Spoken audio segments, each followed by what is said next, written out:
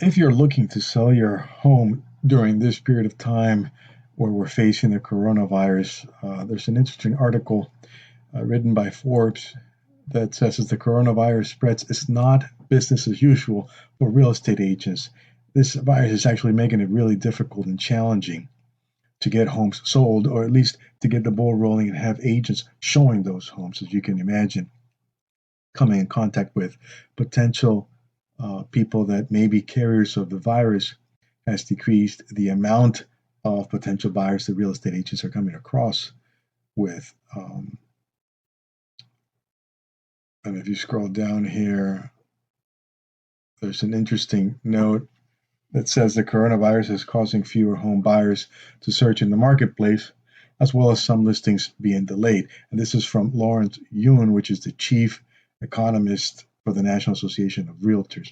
And of course, it's not just the buyers that are concerned, the homeowners like yourself, if you're interested in selling the home, that are and should be concerned about the potential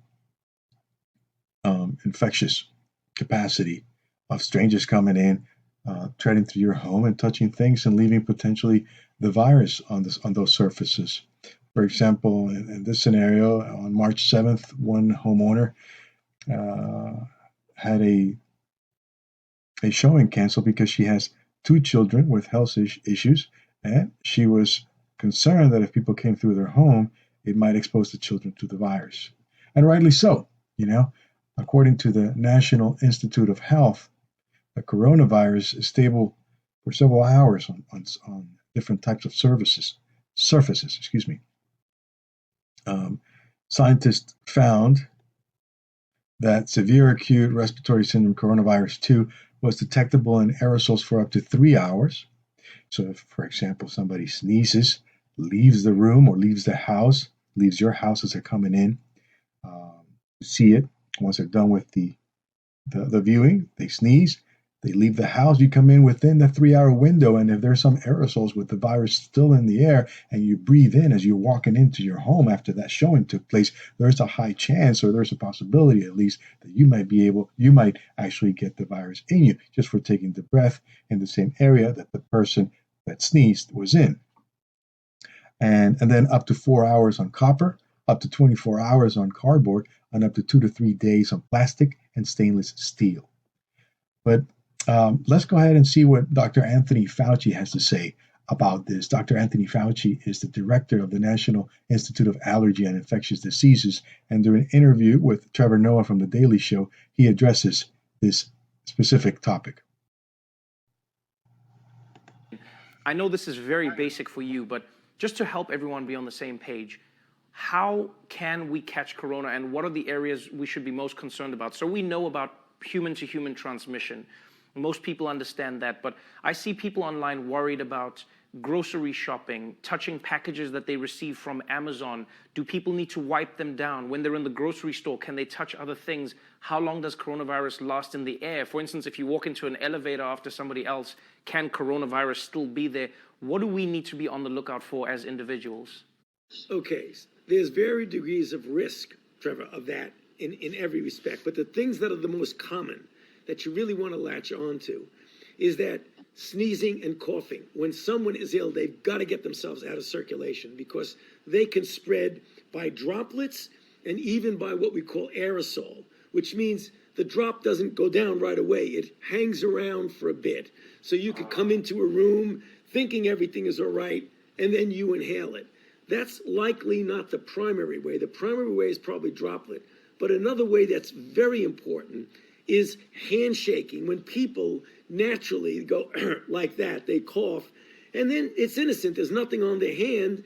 They shake your hand or they open a doorknob. And that's the thing. You don't want to be obsessive compulsive about wiping everything down that you go near.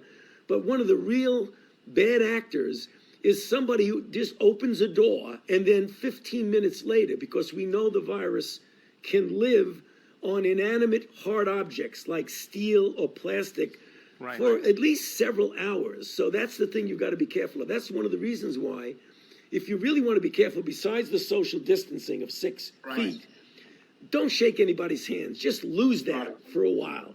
And wash your hands as often as you can, because you may be inadvertently touching something. So there we go.